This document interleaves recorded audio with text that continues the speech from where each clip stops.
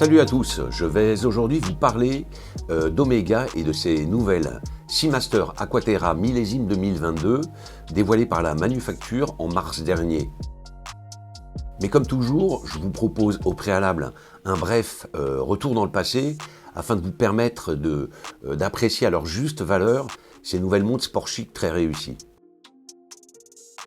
Si la gamme Omega Seamaster apparaît en 1948 au catalogue de la manufacture biennoise, il faut attendre 2002 pour découvrir la ligne Aquaterra. Aquaterra signifiant mer-terre en français, cette ligne de montre haut de gamme se positionne sur le segment de la montre sport chic, taillée pour toutes les situations. Elle vient à ce titre concurrencer Rolex et sa ligne Datejust avec des prix néanmoins inférieurs, mais une qualité de réalisation tout aussi irréprochable, sachant qu'en plus, les Omega Seamaster Aquaterra 2022 sont disponibles en boutique. Et ce n'est pas un détail.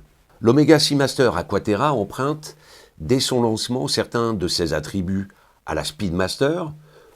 Je pense en particulier à ses élégantes cornes twistées ou cornelires dans le jargon des collectionneurs, mais également à la Railmaster, et là il s'agit de son aiguillage. Bénéficiant d'une étanchéité à 150 mètres, l'Omega Seamaster Aquaterra fait d'une certaine manière figure de trait d'union entre les montres classiques et habillées d'Omega et les montres de plongée technique proposées par la manufacture. En 2017, Omega upgradait sa collection en nous proposant de nouvelles références désormais certifiées Master Chronometer. On y retrouvait ainsi de nouveaux cadrans et des tonalités inédites, un fond saphir ouvrant sur un nouveau calibre, ou encore des bracelets caoutchouc. En 2021, on a vu apparaître de nouvelles versions de l'Aquaterra, très réussies également, équipées d'une petite seconde à 6 heures. Aujourd'hui, en 2022, la marque du Swatch Group nous propose de jouer sur le registre de la couleur. Omega nous propose pour ses nouvelles Seamaster Aquaterra Cru 2022 deux tailles de boîtier, 34 mm d'un côté et 38 mm de l'autre. Je reste ici délibérément focalisé sur les 38 mm, dont les mensurations contenues permettent d'habiller à mon avis tous les poignets, qu'ils soient masculins ou féminins. La marque décline ses Aquaterra 38 mm en 5 versions, 5 coloris. On retrouve ainsi, selon le jargon de la marque, un cadran bleu atlantique, un vert baie, celle que nous avons filmée pour vous, une version grès, une version safran et enfin une terracotta. Outre leur tonalité, les cadrans de ces nouveautés se caractérisent par une finition soleillée et laquée du plus bel effet. A l'inverse, Omega choisit la carte de la sobre élégance côté aiguillage et index pour laisser à chacun de ces 5 inédits cadrans l'amplitude nécessaire pour s'exprimer pleinement. Ainsi, les index fastés de ces nouvelles Aquaterra 38 mm sont rodiés et polis au diamant et porteurs d'un insert de super luminova blanc à émission bleue. Les aiguilles sont quant à elles fastées et rodiées avec face polie au diamant et dessus satiné, cette même matière luminescente blanche à émission bleue venant leur assurer une lisibilité irréprochable en toutes conditions. Côté mécanique, Omega fait appel à son calibre Omega Coaxial Master Chronometer 8800. Délivrant 55 heures de réserve de marche et équipé d'un spiral en silicium SI14, il est conçu pour résister aux champs magnétiques les plus puissants. Il convient à ce titre de préciser que ces Aquaterra 38 mm génération 2022 bénéficient de la très exigeante certification Master Chronometer délivrée par le METAS, l'Institut helvétique indépendant dont les tests drastiques sont effectués sur des montres finies et non uniquement sur les mouvements nus comme au COSC, valide un certain nombre de fonctionnalités essentielles pour le client.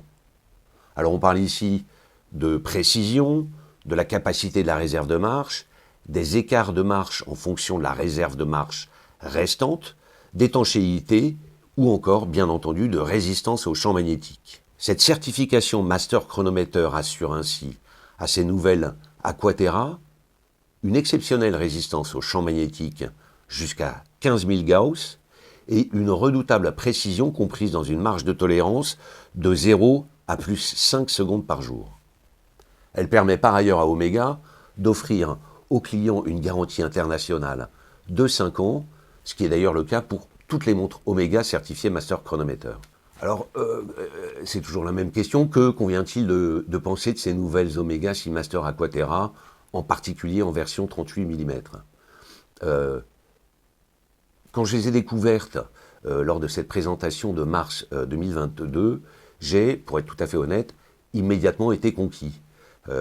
D'abord parce que la qualité de réalisation est vraiment irréprochable et le design réellement soigné. La boîte, notamment, avec ses cornes twistées, cette alternance de finition polie, miroir et satinée, est vraiment très belle et fort bien conçue.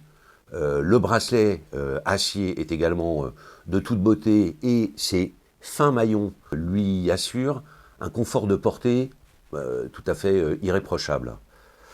Évidemment, c'est du côté des cadrans. Bon, le mouvement, je vous en ai parlé, il est redoutable d'efficacité et de précision, mais c'est véritablement du côté des cadrans que l'intérêt se porte. Vous avez le choix entre des couleurs, j'allais dire entre guillemets, un peu plus classiques. Je pense au cadran bleu, à ce cadran vert, mais classique, entre guillemets, parce que la réalisation avec ce traitement soleillé, laqué, est vraiment admirable.